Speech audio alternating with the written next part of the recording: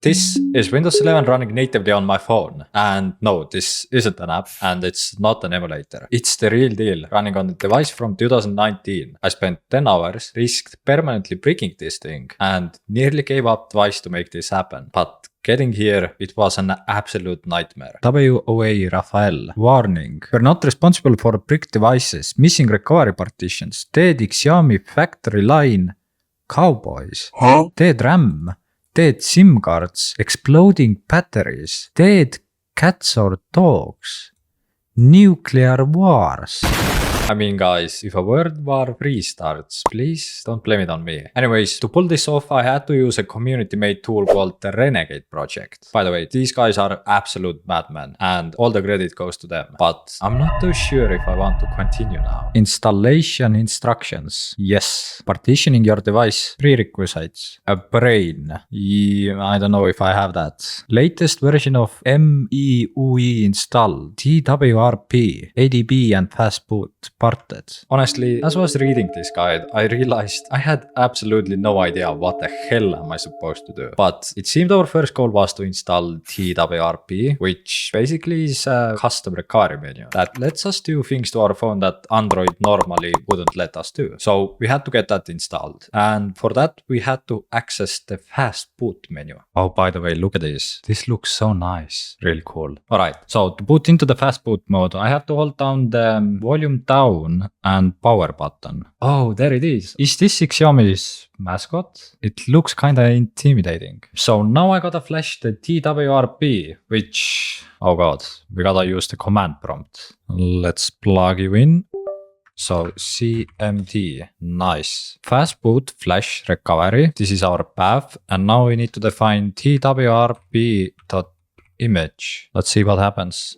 Fast boot is not recognized as an internal or external command. What? Wait, I typed fast food. Are you kidding me? Fast boot. Oh my god, I'm so stupid. Oh, it worked. Something's happening. I eventually managed to get into TWRP and honestly, it looks like something from 2009. Anyways, I was actually pretty scared to touch anything, but our first goal is to back up everything because, well, I know myself. I'm definitely gonna fuck something up. Backup failed. But why is it failing? Let's keep only modem, EFS and boot. Okay, so it seems that worked. Now, here's where things get scary. We have to shrink the user data partition, which is basically where our Android operating system lives. Since my phone is 128 gigabytes, I decided to shrink the Android side down to just 32 gigabytes so that we can use the rest for Windows. Do not erase any partition while in disk part. This will erase all of your UFS. This means that your device will be permanently bricked with no solution. I spent an extra hour reading every detail to make sure that I don't make any mistakes. Now that we had the space available for Windows, we could actually start to create the Windows installation. And no, I'm not talking about some stripped down fake version of Windows. We are going to install the actual full version of Windows 11. The exact same thing that runs on your PC. I quickly had to grab the Windows installation file, which is around 5 gigabytes. And we had to run this command, which basically would apply Windows to our new partition we just created. Now, this took forever for some reason. Like genuinely, I left it running, I made a coffee, I walked around my room, I came back and it was still going. At some point it felt like it froze, but eventually it finished. Also, Windows needs drivers, otherwise it doesn't know how to speak to your hardware. Now, the Renegade project community has created custom drivers specifically for the Mi 90 Pro. By the way, these drivers aren't official. They are pretty much reverse engineered by some smart fellas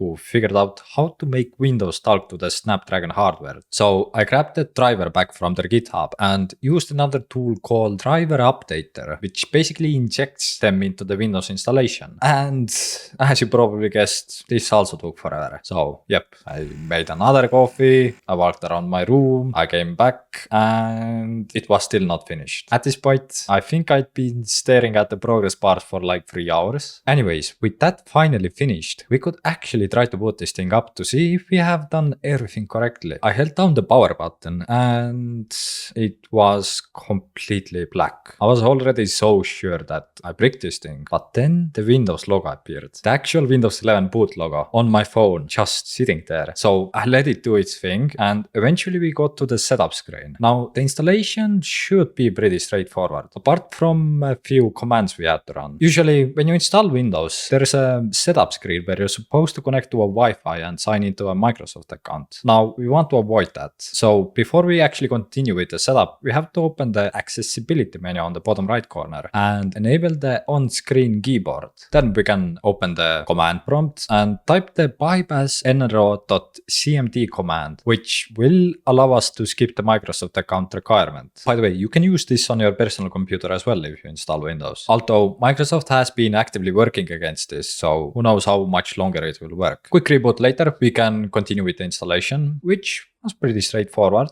Of course, we have to disagree with everything because, well, Microsoft. And after hours and hours of preparation, installations, and anxiety, I was looking at the Windows 11 desktop on my phone. Now, first things first, we gotta make sure that everything actually works. And honestly, I was expecting this to be a laggy mess that's completely unusable. But no, it actually works. Like, really works. The touchscreen is pretty responsive. I can tap on things, open menus, drag windows around. The whole Windows 11 interface actually translates pretty well to a phone screen, which is kind of shocking considering Windows has historically been terrible on touch devices. I also poked around in the settings app to see if all of our hardware is being detected. And yes, my graphics card, my 6 GB of RAM, and my Snapdragon 855 processor. So with first checks done, I want to actually put this thing through some real world tests. First, I opened Microsoft Edge, which, by the way, won the browser speed test on my previous video. So at least Microsoft is doing something right. I tried browsing YouTube, I opened my latest video, and honestly, it played pretty well. I mean, the whole Windows operating system feels actually pretty snappy. Honestly, way better than I expected. I mean, you have to bear in mind that this thing is running on a phone. So yeah,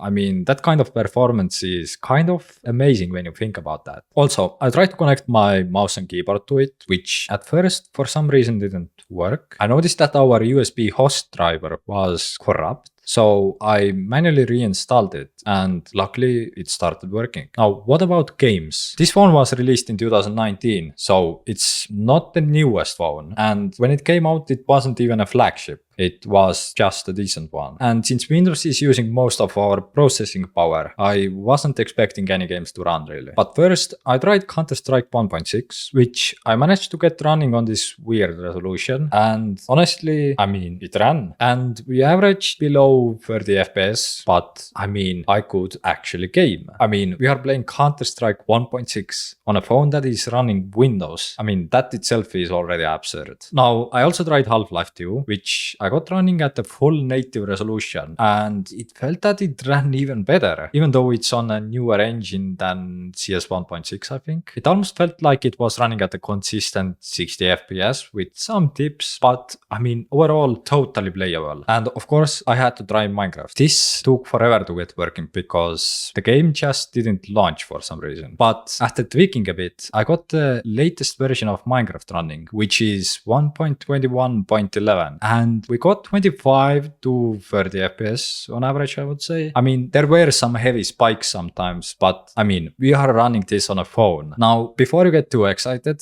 let's talk about things that doesn't work. First, the cameras don't work at all. There are no drivers for them. So you really can't take photos or go to a video call with your boss on this device, which I mean, I personally didn't really care about. Second, the battery life is not great. In Android, this phone lasts maybe a full day on a normal usage. On Windows, I'm getting about 3 to 4 hours of screen on time. Windows just isn't optimized for phone batteries really. Also charging. When you're using Windows, the charging is slow. This is also mentioned in the guide. So you are probably better off with charging the phone when it's turned off or when you are in Android. And third, some hardware features just rest don't work. For example, the fingerprint sensor doesn't work. There is no NFC, no light sensor, no GPS. Basically, it's terrible being an actual phone now. So is it practical? I mean, absolutely not. You can totally use it. Connect your Bluetooth mouse and keyboard, do some light tasks, watch YouTube, but daily drive, probably not.